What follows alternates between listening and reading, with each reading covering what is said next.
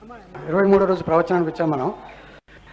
పాణిభ్యాం అళిపూర్ణరత్నచషకం రక్తోత్పలం బిభ్రతీం సౌమ్యాం రత్నఘటస్థరక్తచరణాం ధ్యాయేత్ పరేదంబికాం. హరి ఓం. పరమేశ్వర స్వరూపమైన సభకి నమస్కారం. భగవంతుని యొక్క నిర్హేతుక కృపాకటాక్ష వీక్షణముల చేత సంపూర్ణ శ్రీరామాయణ ప్రవచనం జరగాలి అని పెద్దలు సంకల్పం చేస్తే మనం 3 కాండల్ని పూర్తి చేసుకుని 4వ కాండ అయినటువంటి కిష్కింధాకాండమనందు ప్రవేశించి ఉన్నాం. నిన్నటి రోజు కథా కార్యక్రమాన్ని మనం పూర్తి చేసేసరికి సుగ్రీవుడు రామచంద్రమూర్తితో స్నేహం చేసుకున్నవాడై వాలిని నిగ్రహించవలసిందిగా రాముణ్ణి ప్రార్థన చేశారు. నిన్నటి రోజున మీకు ఒక విషయాన్ని విజ్ఞాపన చేశాను.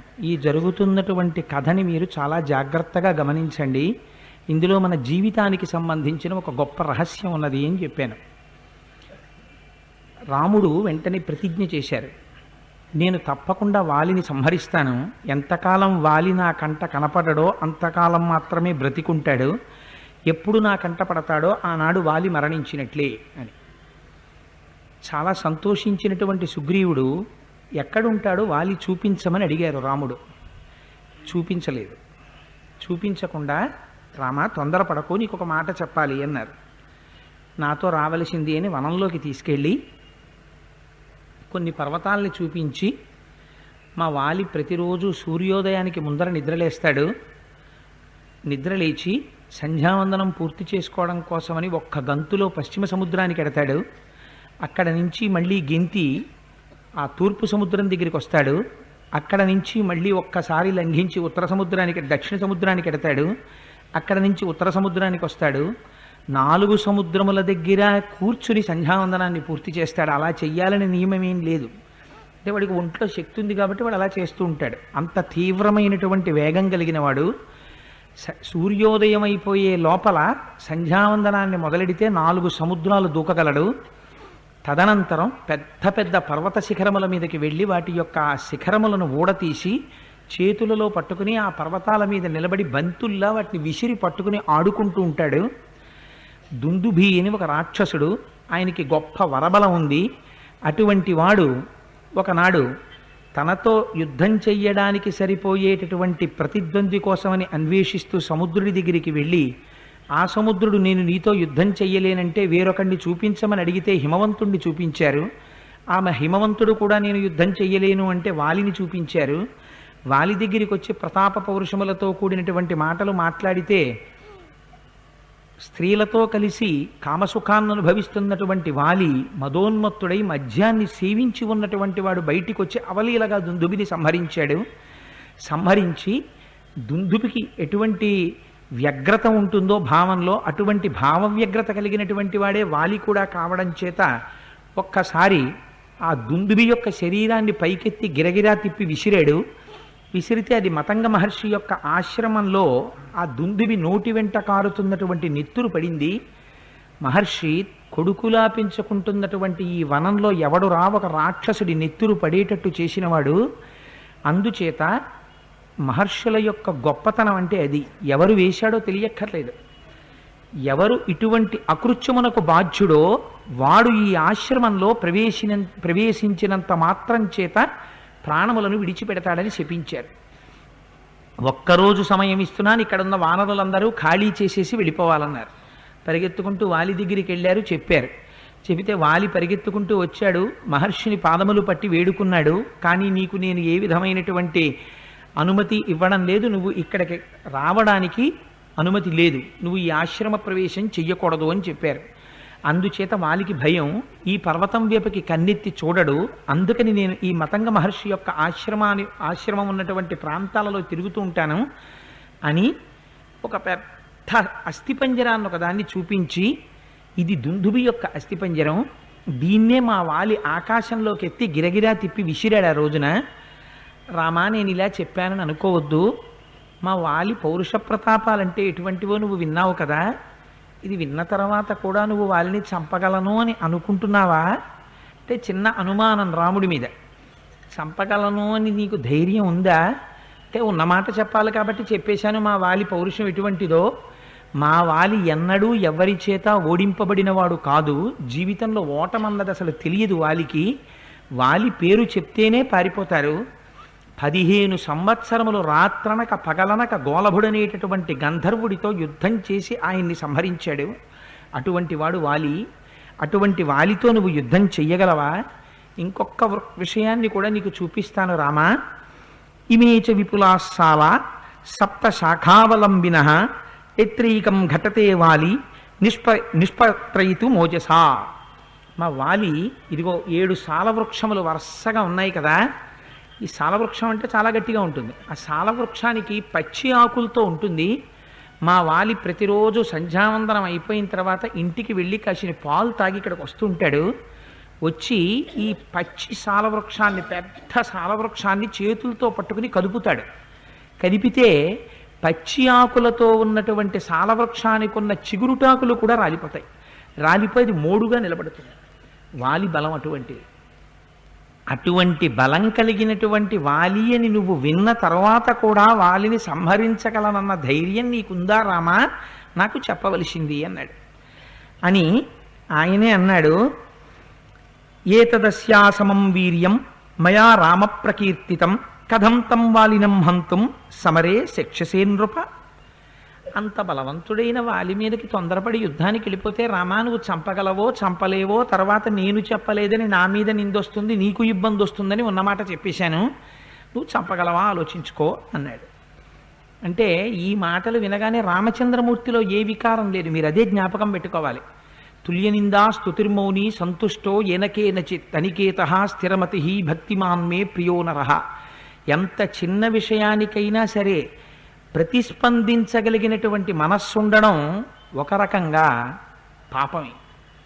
అంత తొందరగా ప్రతి చిన్న విషయానికి ప్రతిస్పందించిపోయి ఎత్తుపల్లాల్ని చూసేసేటటువంటి మనస్సు ఒక వయస్సు దాటిన తర్వాత ఇంకుండకూడదు. ఆ మనస్సుకు ఒక దారుఢ్యం ఉండాలి. ప్రతి చిన్న విషయానికి కంపించిపోకూడదు. అందుకే రాముడు ఎప్పుడూ మర్యాదా పురుషోత్తముడి కిందే ఉంటాడు. రాముడు తెలియదు సుగ్రీవుడికి అజ్ఞానం. అందుకే కదా ఒక సాల వృక్షానికి ఉన్నటువంటి కొమ్మ తెచ్చి కింద బారేసి దా కూర్చుందాం అని ఇద్దరు కలిసి కూర్చున్నారు, కూర్చోపెట్టాడు. అందుకని ఈ వాలి ఇంతకన్నా, ఈ సుగ్రీవుడు ఇంతకన్నా ఏం గొప్పగా మాట్లాడతాడు అనుకుని మనస్సులో ఆయన ఏం మాట్లాడలేదు, అలా నించున్నారు. కానీ నవ్వొచ్చింది లక్ష్మణుడికి వచ్చింది. పాపం ఎప్పుడు చూడలేదు కదా మా అన్నయ్య పౌరుషం అంటే ఏమిటో, మా అన్నయ్య పరాక్రమం తెలియదు కదా, ఇంతోటి ఓ చెట్టు పట్టుకుని ఇలా ఊపితే ఆకులు రాలిపోయేట, వాడిని చంపగలవా అని అడుగుతున్నాడు. పిచ్చివాడు అనుకున్నాడు మనస్సులో. అనుకుని తథాబ్రువాణం సుగ్రీవం ప్రహసన్ లక్ష్మణోబ్రవీత్. ప్రహసన్ చిన్న నవ్వు నవ్వారట లక్ష్మణమూర్తి. నవ్వి కస్మిన్నర్మణి నిర్వృత్తే శ్రద్ధధ్యా వలినోవధం. సరేనయ్యా, మీ వాలి చాలా గొప్పవాడు, చాలా గొప్పవాడని చెప్తున్నావు కదా సుగ్రీవా, మీ వాలిని మా అన్నయ్య రామచంద్రమూర్తి చంపగలడు అని ఏం చేస్తే నువ్వు నమ్ముతావు? ఇప్పుడు ఒకవేళ నిజంగా రామచంద్రమూర్తి ఒక మాట అన్నారనుకోండి, నేను అందుకే మొట్టమొదటి నుంచి మీకు ఒక మాట చెప్తున్నాను, రాముడు నరుడు, రాముడు నరుడు అని మాత్రమే రామాయణాన్ని వినండి అని. రాముడు భగవంతుడు అన్న మాట వాలికి తెలిసిందనుకోండి, అసలు ఈ ప్రశ్నలు రావు. రామాయణానికి అర్థం లేదు, మీరు చదవక్కర్లేదు, నేను చెప్పక్కర్లేదు, ఎవరు వినక్కర్లేదు. రాముడు నరుడి కాబట్టే మనస్సులు ఎలా ప్రవర్తిస్తాయో, ఆ వచ్చేటటువంటి వైక్లభ్యముల యొక్క ఫలితములు ఉపాసనలో ఎలా ఉంటాయో చూపించడం కోసమని రామాయణం వచ్చింది. అందుచేత లక్ష్మణుడు అన్నాడు, ఇప్పుడు ఒకవేళ రాముడు మళ్ళీ నేను చంపుతాను అన్న నీకు నమ్మకం ఉండదు, ఆ విషయం తెలుసు, అందుకు నవ్వాడు. ఏమనుకుంటాడు, ఏమిటో ఇంత చెప్పినా చంపుతానంటాడు, ఉట్టిది ఎక్కడ చంపుతాడు అనుకుంటాడు మనస్సులో. అందుకని పోనీ ఏం చేస్తే నువ్వు నమ్ముతావు? వాలిని చంపగలడు రాముడు అని ముందు నీకు నమ్మకం కలగాలి కదా. అందుకని పోనీ నువ్వు పరీక్ష పెట్టుకో. నువ్వు ఏ పరీక్ష పెడితే ఆ పరీక్షలో ఒకవేళ మా అన్నయ్య ఉత్తీర్ణుడైతే అప్పుడే వాలిని చంపడానికి ఎడదాం. అంటే వాలి దగ్గరికి వెళ్ళడానికి కూడా భయం సుగ్రీవుడికి, అంత భయం ఆయనకి. అంటే ఆయన అన్నాడు, సరేనయ్యా ఒక పని చేయండి, రామోపిదారయే దేశాం బాణే నైకేన చేద్రుమం వాలినం నిహితం మన్యే దృష్ట్వా రామస్య విక్రమం. అబ్బే ఏం చెయ్యక్కర్లేదయ్యా, మా వాలి ఈ 7 చెట్లు కుదిపేయగలడు, రాముడు పోనీ అంత చెయ్యక్కర్లేదు, ఒక బాణం పెట్టి ఒక్క సాలవృక్షాన్ని కొడితే నేను నమ్ముతాను, పర్వాలేదు వాలి ముందు నిలబడగలడని, ఒక్క చెట్టుని కొట్టమని చూస్తాను అన్నాడు. అని లక్ష్మణుడి వంక చూసి పాపం ఏమో కష్టం అనుకుంటున్నారేమో చెట్టును కొట్టడం అంటే అని మళ్ళీ ఓఆర్ఆర్ అని పెట్టి మనకి క్వశ్చన్లు ఇస్తారు కదా, పిల్లలకు ఒకటే క్వశ్చన్ ఇస్తే ఆన్సర్ చేయగలరో లేరో అని, answer any 5 of the following, బహుశా రామాయణంలోనే ఉందేమో ఆ type of question paper set చేయడం. అందుకని ఓఆర్ఆర్ పెట్టాడు. వాలి కూడా, సుగ్రీవుడు కూడా పెట్టి ఒక మాట చెప్పాడు. హతస్య మహిషాస్యాస్తి పాదే నైకేన లక్ష్మణ ఉద్యమ్యాధ ప్రక్షిపేచ్చే తరసాధ్వే ధనుష్యతే. ఆనాడు మా అన్నగారైనటువంటి వాలి ఆ దుందుబి యొక్క కళేబరాన్ని పైకెత్తి గిరగిరా తిప్పి విసిరేస్తే యోజనం దూరంలో ఉన్న మహర్షి యొక్క ఆశ్రమానికి అవతల పడింది. రాముణ్ణి తన కాల్తో ఈ అస్థిపంజరాన్ని తన్నమనండి, 200 ధనస్సుల దూరం కానీ రాముడు తంతే నేను నమ్ముతాను వాలితో యుద్ధం చేయగలడని. అలా తన్నమను మీ అన్నయ్యని అన్నాడు. ఇది ఎవరితో? తను ఎవరితో స్నేహం చేశాడు? రామచంద్రమూర్తితో. మాటలు ఎవరితో చెప్తున్నాడు? లక్ష్మణుడితో. అంటే తిన్నగా ఈ మాట అనేస్తే పాపం చిన్నబుచ్చుకుంటాడేమో, బొత్తిగా ఎందుకు కొత్త పరిచయం, బాధ పెట్టడం ఎందుకు అని లక్ష్మణుడి వంక తిరిగి 200 ధనస్సుల దూరం తన్నమను మీ అన్నయ్యని, అప్పుడు చూద్దాం వాళ్ళ దగ్గరికి వెళ్ళడమా వెళ్ళకపోవడమా అన్నది అన్నాడు. అంటే రాముడు అన్నాడు, అయ్యో తప్పకుండా తంతానయ్యా, దానికే ఉంది, నీకు కావలసింది నీకు నమ్మకం కలగడం కదా, నీకు ఆశ్వాసమును కల్పించడానికి నువ్వు చెప్పిన పని తప్పకుండా చేస్తాను. అయితే మీరు ఒక్క విషయం చాలా జాగ్రత్తగా జ్ఞాపకం పెట్టుకోండి. వాల్మీకి రామాయణంలో మహర్షి దేనికోసమని ఇంతలా దీన్ని చూపిస్తున్నారు ఈ ఘట్టాన్ని అన్నది మీరు కేవలం ఇప్పుడు వినండి, దాని ఫలితం ఎక్కడొస్తుందో నేను చెప్తాను. భగవంతుడు చిత్రంగా కూర్చుని గుప్తంగా అన్నీ రాసుకుంటాడు. మీరెక్కడెక్కడ వైక్లభ్యాన్ని పొందుతున్నారో కూడా ఆయన చూస్తుంటాడు. అందుచేత ఏవముక్తాతు సుగ్రీవం శాంతం లక్ష్మణపూర్వజ రగవోదుందుభే కాయం పాదాంగుష్ఠేన లీలయ తోలగిత్వా మహాబాహు చిక్షేప దశయోజనం. తన కాలి యొక్క బొటన వేలితో ఆ అస్థిపంజరాన్ని తంతే అది వెళ్ళి ఆయన అడిగింది 200 ధనస్సులు, అంటే ఒక యోజనం దూరం కూడా తనమని ఆయన అడగలేదు. రాముడు అవలీలగా తన కాలి బొటన వేలితో పట్టి దాన్ని విసిరితే అది 10 యోజనాల దూరం వెళ్ళి పడింది. పడిన తర్వాత రాముడు సుగ్రీవుడు వంక చూశాడు, ఏం నమ్మకం కుదిరిందా అని.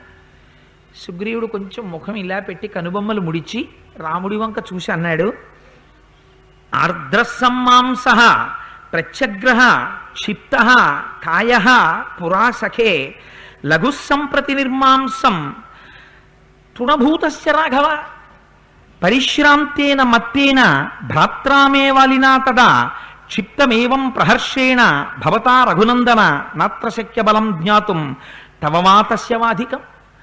ఆనాడు మా వాలి దీన్ని విసినప్పుడు ఇది మంచి రక్తమాంసాలతో ఉంది, పచ్చిగా ఉంది, చాలా బరువుగా ఉంది. అప్పుడే చంపాడు. పైగా మా అన్నయ్య చాలాసేపు యుద్ధం చేసి ఉన్నాడు ఈ దుందుబితోటి, తాగి ఉన్నాడు, తన భార్యలతో రమిస్తూ బయటికి వచ్చాడు. అందుచేత అనేక రకములుగా బడలిపోయినటువంటి శరీరంతో ఉన్నాడు. ఇప్పుడు రాముడు చాలా ఉత్సాహంగా ఉన్నాడు, మద్యాన్ని సేవించి లేడు, ఒక్కడే ఉన్నాడు, తన పరీక్షకి నిలబడుతున్నాననేటటువంటి పూనికతో ఉన్నాడు. ఆనాడు మా అన్నయ్య విసిరింది పచ్చి శరీరం, అది 1 యోజనం వచ్చింది. ఈనాడు రాముడు తన్నింది ఎండిపోయిన కళేబరం. దాన్ని 10 యోజనాలు తన్నడం పెద్ద గొప్పే ఉంది. అంచేత నాకు ఇంకా అంత పెద్ద నమ్మకం లేదు రాముడు కొట్టగలడు వాలినని. సయేష సంశయస్తాత తవతస్య చ యద్బలే సాలమేకం తు నిర్భింద్య భవేద్భక్తిర్బలాబలే. ఒక్క సాలవృక్షాన్ని కూడా కొట్టేయమను, కొట్టేస్తే నాకు కొంత నమ్మకం వస్తుంది, వాలి దగ్గరికి వెళ్ళడానికి అప్పుడు ప్రయత్నం చేద్దాం, తప్పకుండా వాలిని సంహరించడానికి మనం వెడదాం అన్నాడు. ఈ మాట అన్న తర్వాత స్వామి చూశారట, ఆయన కర్మ, ఈయన ఒక్కొక్కటి పరీక్ష పెట్టి నువ్వు అది కొట్టి అక్కడికి ఎడదాం, నువ్వు ఇది కొట్టి అక్కడికి ఎడదాం అంటే ఆయనకి నమ్మకం కల్పించడం కోసమని చెట్లు కొట్టి అస్థిపంజరాల్ని తన్ని, ఇవన్నీ ఆయనకి ఏమిటి అంటే స్నేహానికి కట్టుబడడం అంటే ఎలా కట్టుబడాలో తనకి ఇంత పూర్వం పరిచయం లేనటువంటి వాడు తన యందు ఆశ్వాసమును పొందడానికి స్నేహితుడు షరతు పెట్టినా ఎలా ప్రవర్తించి చూపించాలో రామచంద్రుడు ఆవిష్కరించాడు ఒక నరుడిగా. అంటే ఒక స్నేహితుడు అర్థం చేసుకోవడం విషయంలో అవతల స్నేహితుడి దగ్గర నుంచి ఉపకారం అందినంత కాలం తాను గొప్పగా సంతోషపడిపోయి మా స్నేహితుడిని భుజం మీద చెయ్యేసుకోవడానికి లోపల సంస్కార బలం ఏం అక్కర్లేదు. ఆ స్నేహితుడు తన పట్ల కొంత అమర్యాదగా ప్రవర్తించిన, తన శక్తిని తగ్గింపు చేస్తూ తెలియక అజ్ఞానంతో ప్రవర్తించిన ఆ క్షణమునందు మన్నించగలిగినటువంటి హృదయం ఉండడం స్నేహానికి ఉండవలసినటువంటి ప్రధాన లక్షణం. అందుచేతనే ఓర్చాడు రామచంద్రమూర్తి. లేకపోతే రామాయణం కాలము యొక్క పరీక్షకి నిలబడి ఇవాళ కూడా మనం చెప్పుకోవలసినటువంటి అవసరం ఎందుకుంటుంది? 10 సంవత్సరాల కిందటి సంవత్సరం ఉపన్యాసానికి వచ్చేటప్పుడు వీరు మాకు మంచి స్నేహితులండి అని పరిచయం చేస్తారు. మళ్ళీ వచ్చే సంవత్సరం ఉపన్యాసానికి వెళ్ళినప్పుడు ఏమంటే మీతో కనపడ్డాయని చాలా మంచి స్నేహితులు అన్నప్పుడు చెప్పేవారు కదా, వారు ఏరంటే తెలియలేదండి, వాడు పరమ దుర్మార్గుడు, మీరు వెళ్ళిన 2 నెలలకు పోయిందండి మా స్నేహం అన్నాడు అనుకోండి, అది స్నేహం కాదు. నిన్నటి రోజున మీకు ఒక మాట చెప్పి ఉన్నాను, స్నేహ స్నిగ్ధ బీయింగ్ స్టికీ, మనస్సులు అంటుకుని ఉండుట, ఆ సంఘం, ఆ కలిసి ఉండడం మనస్సులు స్నేహం అని పేరు. అందుచేత రాముడు ఎంత ఔదార్య చిత్తంతో ప్రవర్తిస్తున్నాడో చూడండి. ఈ మాట చెప్తే సవిసృష్టో బలవత బాణస్వర్ణ పరిష్కృత భిత్వా సాలాన్ గిరి ప్రస్థే సప్తభూమిం నివేశ సయకస్తు ముహూర్తేన సాలాన్ భిత్వా మహాజవ నిష్పత్యత పునస్తూణం తమేవ ప్రవివేశ తాన్ దృష్ట్వా సప్త నిర్భిన్నాన్ సాలాన్ వనరపుంగవ రామస్య శరవేగేన విస్మయం పరమంగతః. రాముడు ఒక్కసారి ఒక బంగారు బాణాన్ని ఒకదాన్ని చేత్తో పట్టుకుని మంచి వంకరలు లేనటువంటి పొన్ను కలిగినటువంటి బాణాన్ని తన యొక్క వింటినారికి సంధించి గురి చూసి ఆ 7 సాల వృక్షముల దిక్కుగా విడిచిపెట్టేట. విడిచిపెట్టగానే ఎంతసేపు పట్టింది? ముహూర్త కాలం. కనురెప్ప ఇలా వేసి ఇలా పైకెత్తే లోపల ఆ బాణం 7 సాల వృక్షములను పడగొట్టేసింది. అక్కడ ఎదురుగుండా ఉన్నటువంటి పర్వత శిఖరాన్ని తొలిచేసింది, భూమిలోకి వెళ్ళిపోయింది, పాతాళలోకం వరకు వెళ్ళింది, మళ్ళీ పైకొచ్చింది, ఎటువైపుకి వెళ్ళిందో అటువైపు నుంచి తిరిగి వచ్చింది, మళ్ళీ రాముని యొక్క అమ్ముల పొదిలో చేరిపోయి కూర్చుంది. ఇది ఎంతసేపు? ముహూర్త కాలంలో. ఏమిటి భయం సుగ్రీవుడికి? వాలి 4 సముద్రాల దగ్గర దూకుతాడు. అంత దూకేవాడిని అంత వేగంతో వెళ్ళి కొట్టేవాడేవాడు. దానికి తగినటువంటి వేగం ఉండాలి. ఉందా రాముడి బాణానికి ఆ వేగం? ఇది ఆయన భయం. రాముడు అదేం అస్త్రం కాదు, ఒక బాణప్రయోగం చేశాడు. బాణానికి వేగం ఎక్కడి నుంచి వస్తుంది? బాణానికి స్వతసిద్ధ వేగం ఉండదు. యథారాఘవ నిర్ముక్త శరశ్వసన విక్రమ అంటారు సుందరకాండలో హనుమ. ఎవరైతే బాణాన్ని విడిచిపెడుతున్నాడో ఆయనలో ఉండేటటువంటి పౌరుషం, ఆయనలో ఉండేటటువంటి వేగాన్ని బాణం పొందుతుంది. పొంది ఆ బాణం వేగంతో వెడుతుంది. అందుకని రాముని యొక్క గురి, రాముని యొక్క వేగం అటువంటివి. ముహూర్త కాలంలో ఇంత గొప్ప పని చేసి తిరిగొచ్చి ఆ బాణం అమ్ముల పొదిలో చేరిపోయింది. ఇది చూశాట సుగ్రీవుడు. ఇంతకుముందు కనుబొమ్మలు ముడిచాడు, కళ్ళు చిటపటలాడించాడు, ఇంకో టెస్ట్ అన్నాడు, ఇంకో పరీక్ష అన్నాడు, అనేకం పెట్టాడు. ఇప్పుడేం చేశాట? చూసి చూడగానే ఇంకేం మాట్లాడలేదుట. రాముడి దగ్గరికి వచ్చి షేక్ హ్యాండ్ ఇవ్వలేదుట. ఇంతకు ముందంతా షేక్ హ్యాండ్లు ఇవ్వడం, కొమ్మల మీద కూర్చోవడం, మాట్లాడుకోవడం ఇవన్నీ ఉండేవి. ఒక్కసారి రాముని యొక్క శక్తి ఏమిటో తెలుసుకున్నాడు. తెలుసుకోగానే చేసిన పనేమిటి? సమూర్ధ్నాన్యపతద్ధౌమౌ ప్రలంబీకృత భూషణ సుగ్రీవ పరమ ప్రీతో రఘవాయ కృతాంజలి. వెంటనే వచ్చి రామచంద్రమూర్తి యొక్క పాదములకు తన శిరస్సు తగిలేటట్టుగా పడిపోయేట. ఆయన పాదాల మీద పడిపోతే పెట్టుకున్నటువంటి కిరీటం వెళ్ళి రాముడి పాదాలకు తగిలిందిట. మెడలో వేసుకున్నటువంటి పెద్ద పెద్ద హారాలు భూమికి తగిలేట. అలా నిలబడిపోయి కృతాంజలి, అంజలి ఘటించి రాముడి వంక చూసి, ఇప్పటి వరకు రాముడి పాదాలు పట్టుకుని నమస్కారం చేయలేదు వాలి సుగ్రీవుడు.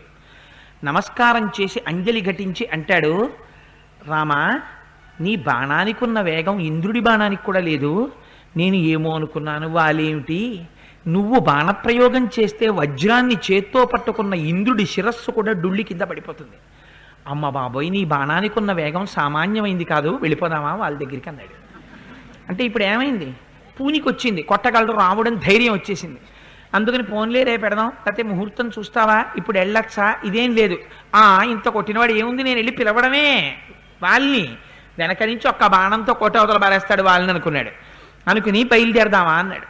చాలా సంతోషం, తప్పకుండా నీ బాధ తీర్చి ఆ వాలిని నిగ్రహించడం కోసమే కదా నేను ప్రతిజ్ఞ చేసింది, తప్పకుండా సుగ్రీవా బయలుదేరదామన్నారు. గబ్బ గబ్బ గబ్బ గబ్బ బయలుదేరి వెళ్ళిపోతున్నారు. మీరు ఈ విషయాల్ని రామాయణం వినేటప్పుడు కొన్ని విషయాల్ని చాలా జాగ్రత్తగా పరిశీలన చేయవలసి ఉంటుంది. మొదటిసారి సుగ్రీవుడు వెళ్ళడానికి, రెండవసారి సుగ్రీవుడు వెళ్ళడానికి ఒక తేడా చెప్తారు మహర్షి.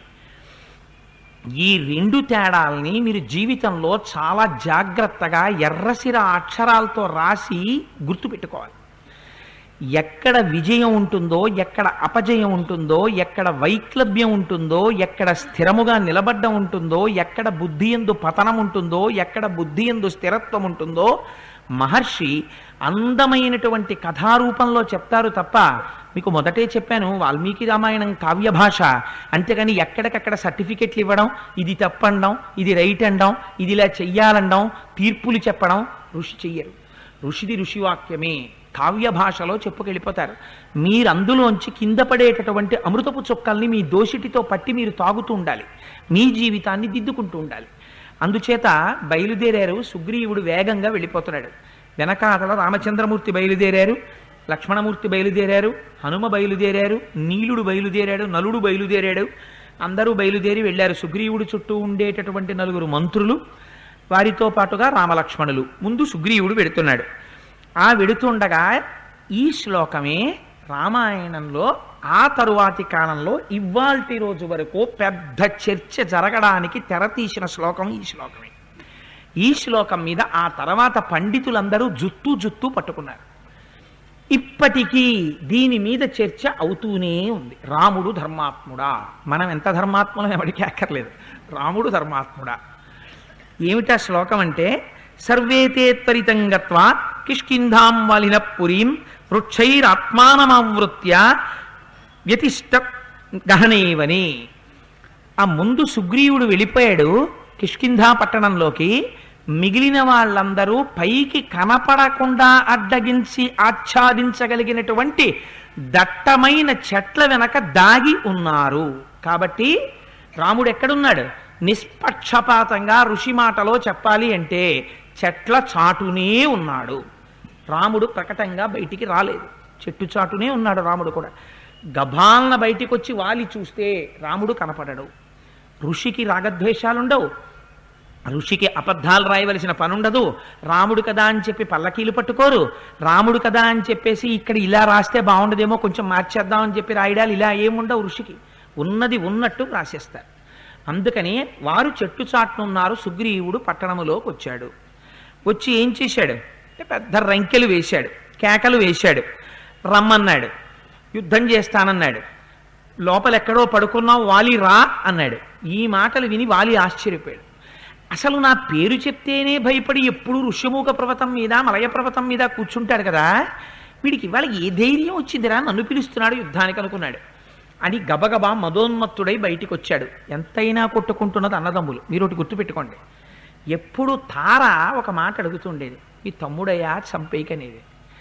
నిజంగా వాలి కానీ గట్టిగా పిడికిలి బిగించి గుద్దితే చచ్చిపోతాడు సుగ్రీవుడు. ఎందుకనంటే ఆయనకి 2 బలాలు ఉన్నాయి. ఆ ఏం బలాలు ఉంటాయో వాలికి మీకు చెప్తాను.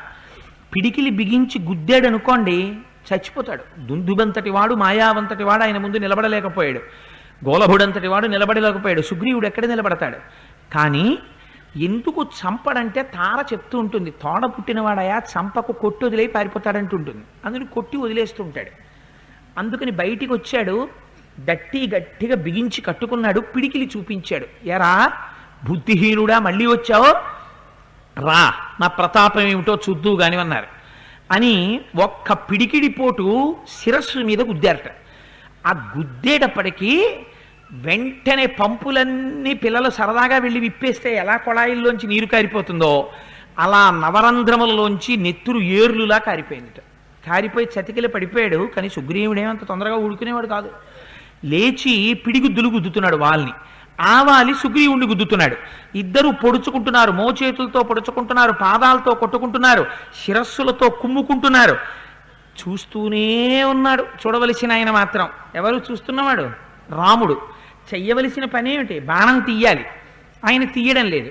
ఇద్దరూ కొట్టుకుంటున్నారు. సరే కొట్టుకోండి అన్నాడు. కొట్టుకున్నారు.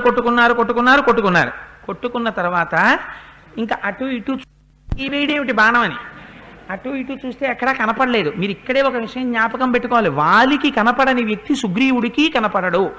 అందుకని రాముడు కనపడలేదన్న విషయాన్ని సుగ్రీవుడి మాటల్లో చెప్పారంతే ఋషి. అంతే తప్ప వాలికి కనపడలేదండి, మీరు దాని గురించి ప్రయత్నం అక్కర్లేదు. అటు ఇటు రాముడి కోసం చూసినటువంటి సుగ్రీవుడికి రాముడు కనపడలేదు కాబట్టి వాలికి కనపడతాడా? వాలికి కనపడ్డు. కాబట్టి చెట్టు చాటునే ఉన్నాడు. ఆ విషయంలో సందేహమేం అక్కర్లేదు, బెంగపెట్టేసుకోక్కర్లేదు, గుండెలు బాధేసుకోక్కర్లేదు. రాముడు చెట్టు చాటు నుంచి బాణం వేయడం ఏమిటండి అని దాన్ని ఎలాగోలా మార్చేసే ప్రయత్నాలు ఏం చెయ్యక్కర్లేదు. ఋషి ఎలా చెప్పారో అలా రామాయణాన్ని అర్థం చేసుకోండి. Don't have any biased mind. నేను మొదటి నుంచి చెప్తున్నాను, ఒక పక్షపాత దృష్టితో రామాయణాన్ని చదవకండి. రామాయణం ఋషి ఎలా చెప్పారో మీరు అలా చదవండి. హాయిగా కూర్చుని మీరు ఒక పాఠకుడిగా అందంగా, మీకు ఇంతకుముందు ఎప్పుడూ రామాయణం తెలియని వ్యక్తి మొట్టమొదటిసారి రామాయణాన్ని చదువుకుంటుంటే ఎలా చదువుకుంటాడో మీరు అలాగే చదువుకునే ప్రయత్నం చేయండి. వాల్మీకి మహర్షి దగ్గర ఒక గొప్ప రచనా వైచిత్రం ఉంది. మీరే ప్రయత్నం చెయ్యక్కర్లా, అన్ని చక్కగా అరటిపండులు ఇచ్చినట్టు తర్వాత ఆయనే ఒక్కొక్క ముక్క మీ నోట్లో పెట్టేస్తారు తప్ప మీరు వెంటనే గుండె బాధేసుకుని శ్లోకం చదవగానే దీన్ని ఎలా మనం కవర్ చేసేయచ్చు అని చదవడం మొదలెట్టారనుకోండి, అప్పుడు డిస్టార్ట్ అవుతుంది రామాయణం. అప్పుడు రామాయణం ఇబ్బందిలోకి వెడుతుంది. అందుచేత చూశాడు, కనపడలేదు రాముడు. కనపడకపోతే పాపం ఇంకా ఎలాగో నేను యుద్ధంలో నిలబడలేను అనుకున్నాడు. పరుగు పరుగున ఋష్యమూక పర్వతం వైపుకు పారిపోయాడు. పారిపోయిన తర్వాత వీడు ఎలాగో పారిపోయాడని, చూశావా నిన్ను విరిచేశానని చెప్పి వాలి వెనక్కి తిరిగి అంతఃపురంలోకి వెళ్ళిపోయాడు. వెళ్ళిపోయిన తర్వాత వెళ్ళి ఆ ఋష్యమూక పర్వత శిఖరం మీద ఓ శిలెక్కి ఒంట్లోంచి నెత్తురంతా కారిపోతోంది. తలంచుకుని ఆయాసపడుతూ ఏడుస్తూ కూర్చున్నాడు. ఇంతలో లక్ష్మణుడితో కలిసి రాముడు వచ్చాడు. వస్తే ఆయన అన్నాడు, ఏమయ్యా నేను నిన్నేమన్నా అడిగానా వచ్చి రాముడిని ఆ వాలిని చంపుతావా అని? నువ్వు వాలిని చంపుతానని ప్రతిజ్ఞ చేస్తే కదా నేను యుద్ధానికి వెళ్ళాను. నువ్వు నేను యుద్ధం చెయ్యనయ్యా, వాలిని నేను చంపనయ్యా అని ఒక మాట చెప్తే నేను ఎడతానా? అనవసరంగా వెర్రికేకలేస్తానా? వాలిని పిలుస్తానా? ఎందుకు కొట్టించావయ్యా నన్ను ఇలాగా అని అడిగాడు. అడిగితే రాముడి దగ్గర ఉన్న గొప్పతనం ఆయన ఏం వైక్లభ్యాన్ని పొందలేదు. ఇప్పుడు కూడా అయ్యో ఏమనుకోకే నా కోదండం పక్కనెట్టేసి ఓహో చేతులు పిసికేసి ఆయన ఏం మాట్లాడలేదు. ఆయన ఎలా ఉన్నారో అలాగే నిలబడ్డారు. నిలబడి ఆయన అన్నారు, కదలని వ్యక్తిత్వం, చెక్కు చెదరని వ్యక్తిత్వం అంటే ఎలా ఉంటుందో అటువంటి వ్యక్తిలోంచి వచ్చేటటువంటి నిర్ణయాలు ఎలా ఉంటాయో మీరు ఆలోచించండి. అందుకే రాముడు పరమధార్మికుడు అనడానికి కారణం పరిస్థితుల యొక్క వ్యగ్రతకి లొంగిపోయేటటువంటి మనస్సుల్లోంచి ఉత్తమ నిర్ణయములు రావు. స్వస్థితి నుంచి విడివడకుండా సాక్షి మాత్రముగా విషయములను చూసి దాంట్లోంచి నిర్ణయం చెయ్యగలిగినటువంటి వాడు ఎవరుంటాడో వాడు గొప్ప నిర్ణయములను చెయ్యగలడు. అందుకే రాముడు ఒక గొప్ప ధార్మికుడు, రాముడు ఒక గొప్ప తండ్రి, రాముడు ఒక గొప్ప సోదరుడు, రాముడు ఒక గొప్ప శిష్యుడు, రాముడు ఒక గొప్ప భర్త, రాముడు ఒక గొప్ప పరిపాలకుడు. సాధారణంగా ఒకరు ఒక గొప్ప భర్త అవచ్చు, ఒక గొప్ప పరిపాలకుడు కాలేకపోవచ్చు. ఒకడు ఒక గొప్ప పరాక్రమవంతుడు కావచ్చు, కానీ ఒక గొప్ప శిష్యుడు కాలేకపోవచ్చు. కానీ రాముడు అన్నీ. ఎందుకని అంటే తాను ఎవరి ముందు నిలబడ్డాడో అప్పుడు ఎలా నిలబడాలో అలా నిలబడతాడు అంతే. నీకు రాముడి పాత్ర నేర్పుతుంది జీవితాన్ని.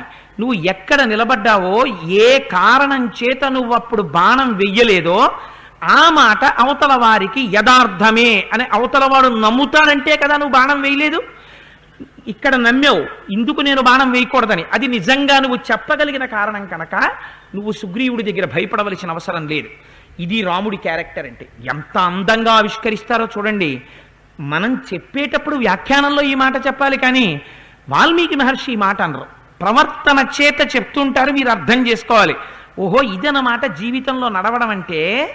నడువడి అంటే ఇలా ఉండాలన్నమాట. అంతేకాని వెళ్ళేటప్పుడు ఓహో లక్ష్మణుడితోటి హనుమతోటి సుగ్రీవుడు ఏనా అనుకుంటాడా, నేను వెళ్ళాక చెప్తాను, కొంచెం మీరు కూడా చెప్పండి, మీరు కూడా చూడండి, నిజంగా ఈ కారణం వల్ల నేను లేదని హనుమంతుడితో చెప్పినట్టు ఎక్కడైనా చెప్పారా వాల్మీకి మహర్షి? చెప్పరు. ఇక్కడ నమ్మాలి. నేను ఒక పెద్ద ఆయన్ని చూశాను, ఆయన నాతో ఎప్పుడూ ఓ మాట అంటుండేవారు, కోటేశ్వరరావు ప్రపంచానికి ఎంతకాలం భయపడతానండి, నేను ఈశ్వరుడికి ఒక్కడికే నేను జవాబుదారి, నేను ఏం చెప్పినా ఈశ్వరుడికి చెప్తుంటాను నా పూజామందిరంలో. స్వామి నేను ఇది ఈ కారణమునకు చేశానయా అని చెప్తాను ప్రతిరోజు పూజామందిరంలో. నేను ఏ నిర్ణయం చేసే ముందైనా ఒక్క 2 నిమిషాలు కళ్ళు మూసుకుని రేపు ఉదయం పూజామందిరంలోకి వెళ్ళినప్పుడు వాడికి నేనేమని చెప్పుకోనని ఆలోచిస్తాను. వాడి ముందు నిలబడి చెప్పుకోవలసి వచ్చినప్పుడు వేరొక రకంగా చేయడానికి వీల్లేదు. వాడు లోపలది తెలుసున్నవాడు, మిగిలిన వాళ్ళు పైది తెలుసున్నవాళ్ళు. వాడి ముందు చెప్పుకోవలసి వచ్చినప్పుడు నేను ఎలా చెప్పుకోవాలన్న కోణంలో ఆలోచించి చేసినటువంటి నిర్ణయాన్ని అమలు చేయడంలో ఎన్నడూ బయట వాళ్ళకి భయపడను. ఎందుకంటే వాడికి పైది తెలుసు, వాడికి రెండూ తెలుసు. రెండూ తెలిసిన వాడికి జవాబు చెప్పుకుంటాను తప్ప పైకి తెలుసున్న వాడికి ఒక్కడికి జవాబు చెప్పుకోవలసినటువంటి దుర్గతి నాకు లేదు. అందుకే నేను ఇంత గంభీరంగా ఉంటాను, నాకు భయం లేదన్నాడు. ఎంత గొప్ప విషయం అది! ఇది రాముడి యొక్క జీవితం. అందుకే రాముడిలో ఎన్నడూ తొట్టుపాటు ఉండదు.